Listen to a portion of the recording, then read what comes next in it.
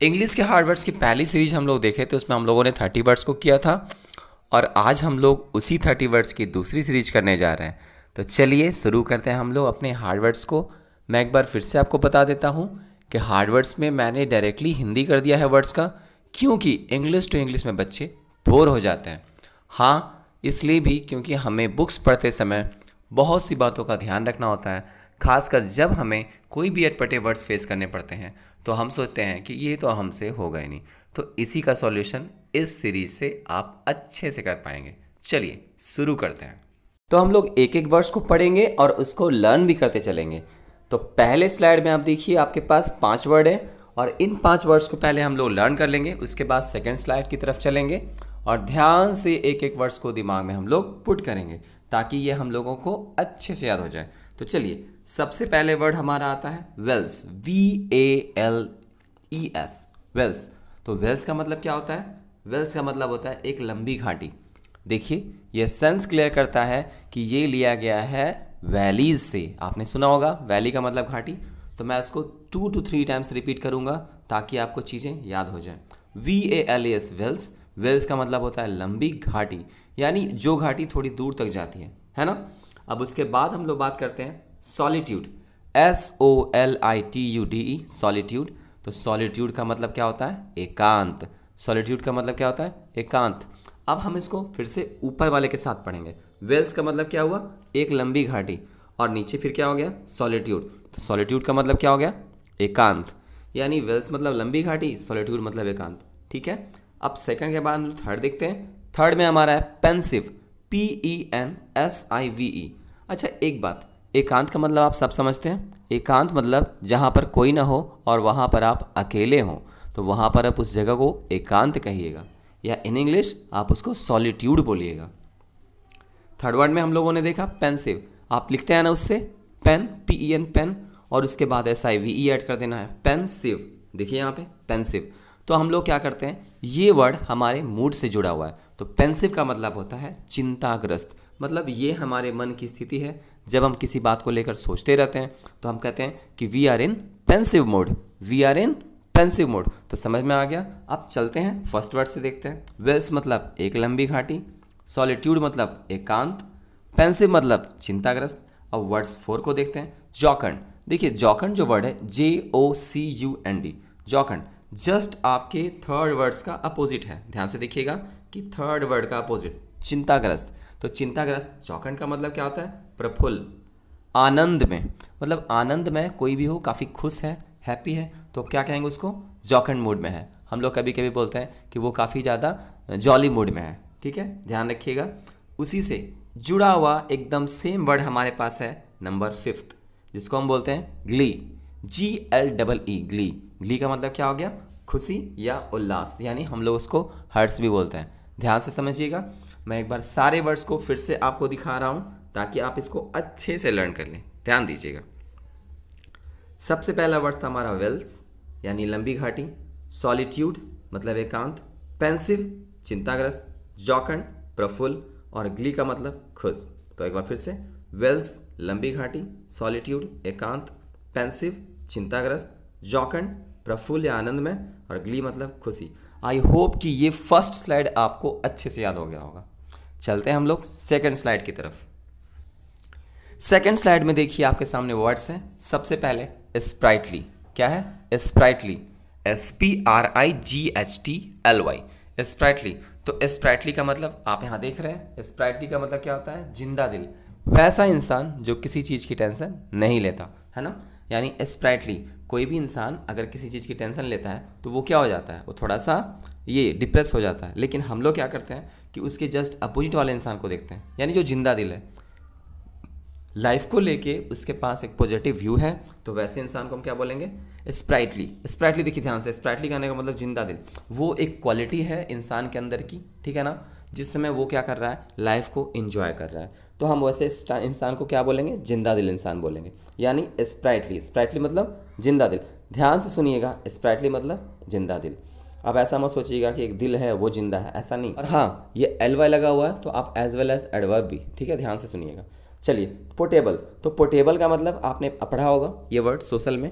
इसका मतलब होता है पीने लायक, पोर्टेबल का मतलब पीने लायक, POTABLE पोर्टेबल, पोर्टेबल का मतलब पीने लायक, POTABLE पोर्टेबल, पोर्टेबल का मतलब पीने लायक। फिर से देखते हैं, स्प्राइटली का मतलब जिंदा दिल और पोर्टेबल का मतलब पीने लायक। तो दोनों वर्ड्स आपको याद हो गए होंगे, स्प्राइटली का मतलब जिंदा दिल, पोर्टेबल मतलब पीने लायक। थर्ड वर्ड हमारे पास है वर्थ, WORTH, वर्थ। तो वर्थ का मतलब क्या होता है? कीमत। वर्थ का मतलब क्या होता है? कीमत।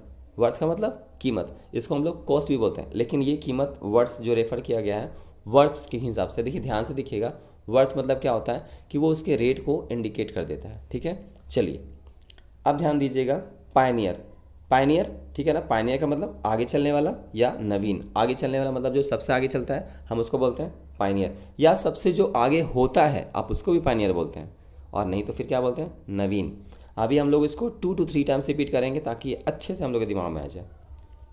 अब हमारे पास सबसे फर्स्ट वर्ड की तरफ देखिएगा, ध्यान दीजिएगा, हमारे पास पहला वर्ड है स्प्राइटली, है ना। स्प्राइटली का मतलब क्या हो गया? जिंदा दिल। सबसे पहले देखिए हमारे पास क्या वर्ड है? स्प्राइटली, स्प्राइटली का क्या हो गया? जिंदा दिल, स्प्राइटली मतलब जिंदा दिल। उसके बाद पोर्टेबल, उसके बाद क्या है? पोर्टेबल, तो पोर्टेबल मतलब, पोर्टेबल मतलब क्या हो गया? पीने लायक, पोर्टेबल मतलब क्या हो गया? पीने लायक। और वर्थ का मतलब कीमत, वर्थ मतलब कीमत। पायनियर मतलब सबसे आगे चलने वाला या नवीन, सबसे आगे चलने वाला है नवीन। और स्टिमुली, स्टिमुली का मतलब काफ़ी एक्साइटेड। अगर कोई इंसान काफ़ी ज़्यादा एक्साइटेड होता है तो हम बोलते हैं कि वो स्टिमुलेट है, वह क्या है? स्टिमुलेट है। तो स्टिमुली का मतलब क्या हुआ? काफ़ी ज़्यादा एक्साइटेड, यानी वो इंसान जो है एक्साइटमेंट में है, हम लोग उसको क्या बोलते हैं? एक्साइटेड। तो वहाँ पर आप बोल सकते हैं स्टिमुली का मतलब उत्तेजना। किसी चीज़ को आप फील करते हैं तो आप बोल सकते हैं कि हम स्टिमुलेट कर रहे हैं, उसी से यह वर्ड टेकन है। आई होप कि सेकंड भी आपको याद हो गया होगा। सेकंड स्लाइड, चलते हैं हम लोग थर्ड स्लाइड की तरफ।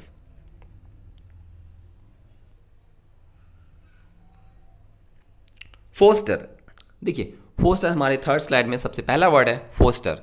तो फोस्टर का मतलब आपने देखा यहाँ पे, फोस्टर का मतलब क्या होता है? पालने वाला, जिसको हम लोग पालक भी बोलते हैं। पालक साग नहीं, उसको स्पाइनच बोलते हैं, ठीक है। ध्यान से सुनिएगा कि यहाँ पे क्या लिखा हुआ है? Foster, not poster. आपको प्रोनाउंसिएशन पे ध्यान देना होगा, फोस्टर। देखिए फोस्टर का मतलब पालने वाला। अच्छा, जो हम लोगों को पाल पोस कर बड़ा करते हैं हम लोग उसको क्या बोलते हैं? पालक। क्या बोलते हैं? पालक। मैं फिर से बता दूं कि ये सब्जी वाला पालक नहीं, ठीक है। चलिए ध्यान से देखते हैं। तो फोस्टर मतलब जो हम लोगों के पालन पोषण के लिए जिम्मेदार होते हैं, तो हम उसको फोस्टर बोलते हैं, FOSTER, फोस्टर। नेक्स्ट वर्ड है lurking, LURKING, lurking, LURKING, lurking.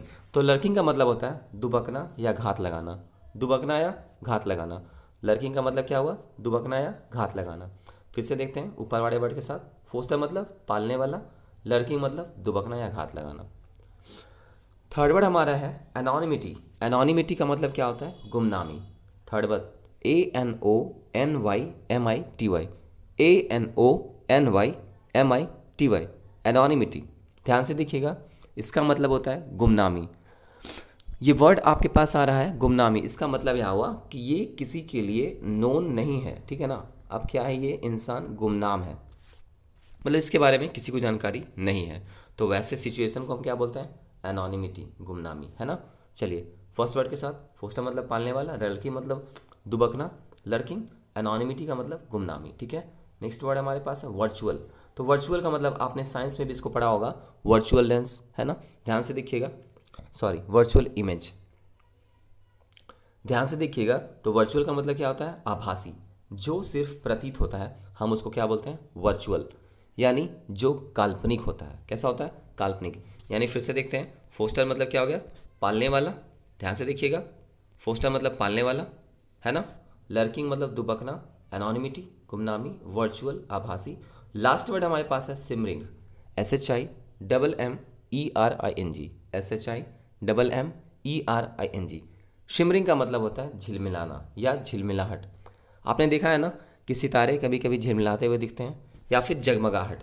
तो जगमगाहट आप कभी कभी देखिएगा, ध्यान से देखिएगा कि जब वाटर जो होता है, नदी का पानी होता है, तो उसमें जो हमारा सनलाइट होता है, ध्यान दीजिएगा, और यहाँ से पानी बह रहा है नदी का, ठीक है।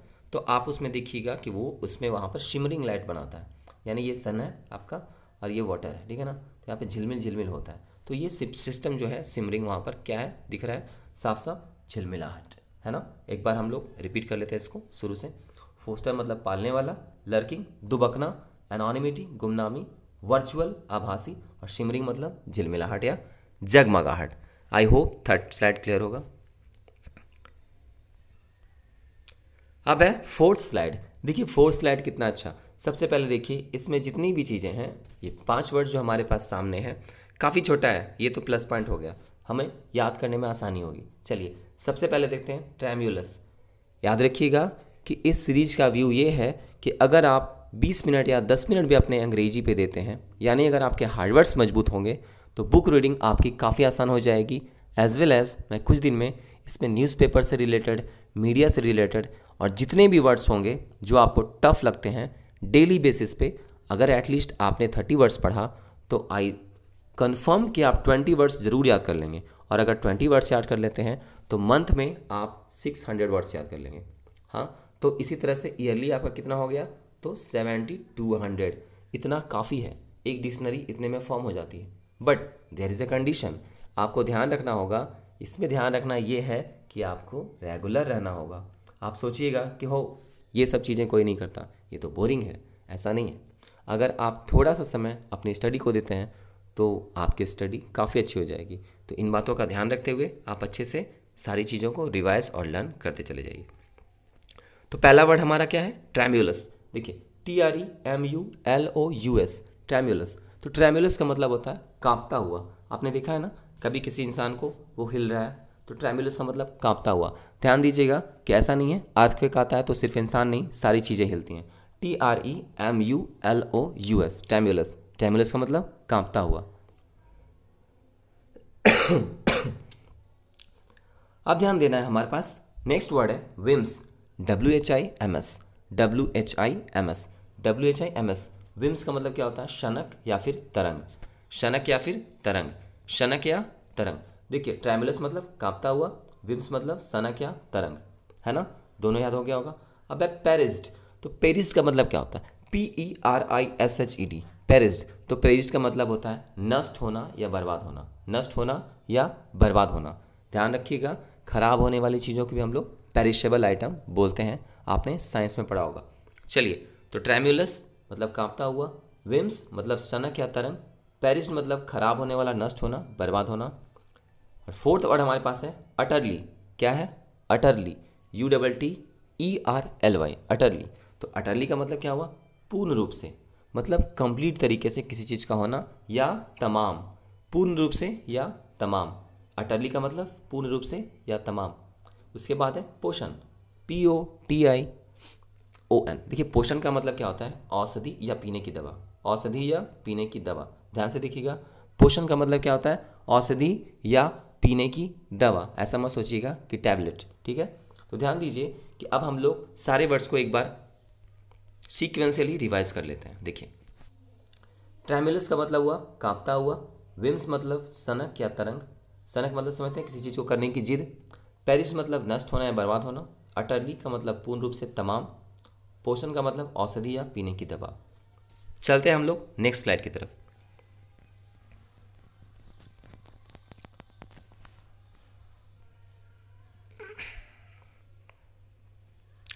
नेक्स्ट स्लाइड में हमारा पहला वर्ड है डिप्राइव्ड, DEPRIVED। देखिए डिप्राइव्ड, DEPRIVED, डिप्राइव्ड।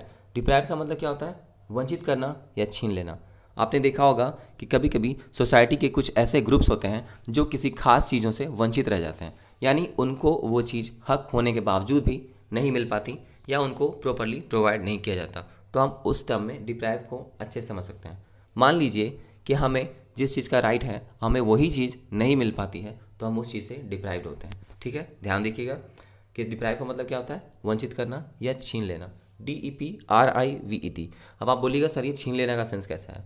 छीन लेने का सेंस ऐसा है कि कोई भी डिप्राइव होता है तो किसी न किसी वजह से होता है। ठीक है, जैसे कोई भी चीज़ें गवर्नमेंट पास करती हैं, ठीक है, और अगर वो लोअर जो हम लोग की जो क्लास है, लोअर क्लास तक नहीं पहुंच पाती, तो वहाँ पर जो भी है, जो मिडिल मैन होते हैं, उनके ऊपर ये सारा का सारा इम्पोज होता है। चलिए तो ध्यान देते हैं, ऑटोमेटेड। अब ऑटोमेटेड का मतलब क्या हुआ, स्वचालित होना। ऑटोमेटेड, ऑटो मतलब क्या, ऑटो मतलब सेल्फ, ऑटो मतलब self, AUTO auto, AUTO auto मतलब सेल्फ, और मेटेड का मतलब खुद से करने वाला हैंडल।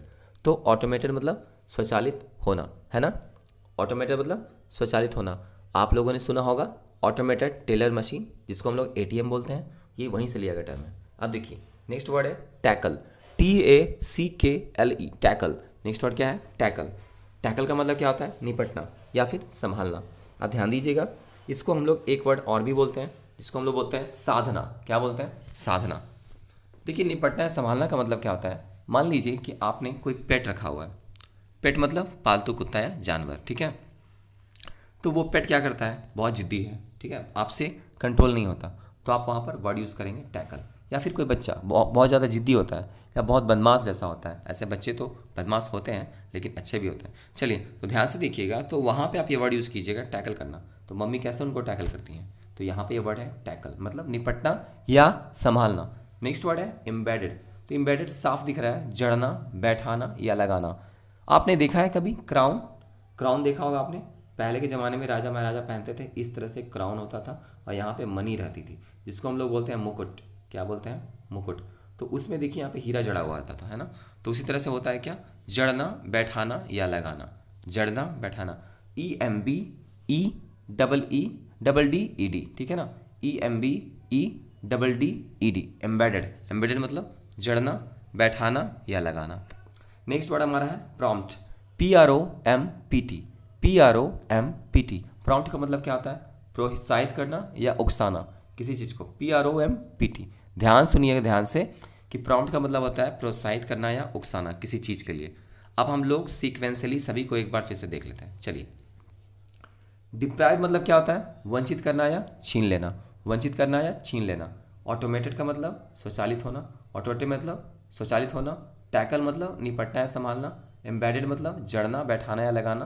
प्रॉम्प्ट मतलब प्रोत्साहित करना या उकसाना। ठीक है, आई होप कि ये स्लाइड आपको याद हो गई होगी। चलिए चलते हैं नेक्स्ट स्लाइड की ओर। नेक्स्ट स्लाइड हमारा है डेवर। देखिएगा यहाँ पे एक वर्ड है डेवर, ठीक है। तो डेवर आपने अक्सर बुक्स में पढ़ा होगा, ये वर्ड्स हम लोग नॉर्मली बहुत सारे टाइम फेस करते हैं। देखिए डेवर, DEVEVOUR, DEVOUR। अगेन मैं बोल रहा हूँ DEVOUR, डेवर।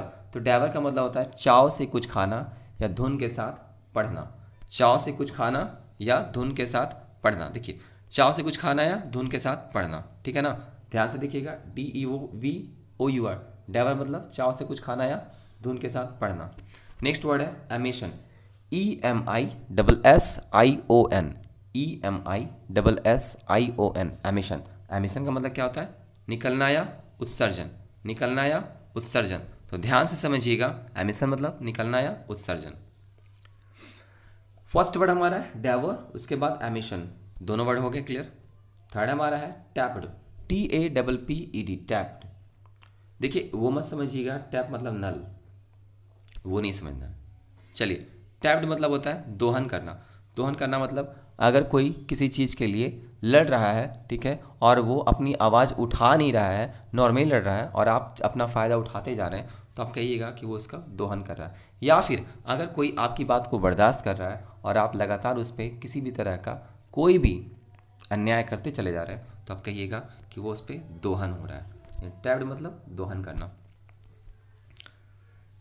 नेक्स्ट वर्ड हमारे पास है एंड्यूड। नेक्स्ट वर्ड क्या है? एंड्यूड, ENDUED, एंड्यूड। एंड्यूड का मतलब होता है देना या विभक्त कर देना। देना, अब इसका मतलब प्रोवाइड भी होता है।